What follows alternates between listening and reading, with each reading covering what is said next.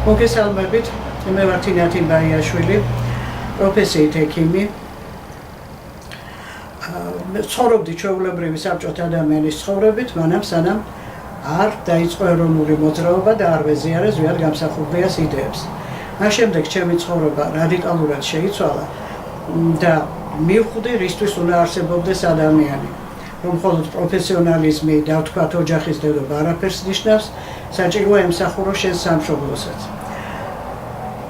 ამ წლების განმავლობაში ყველანაირად ცდილობდი, რომ ეს იდეები ამ იდეების გვერდით და შევძელი კიდევაც ალბათ ეს არის იდეები ზვიად გამსახურდიას იდეა, რომელიც გულისხმობდა იმას, რომ ჩვენ ქართველობა გვააკისრებს დიდ პასუხისმგებლობას და საჭირო არის, რომ ჩვენი ყველა მოქმედება გამიზნული იყოს იქითკენ, რომ ვემსახუროთ სამშობლოს.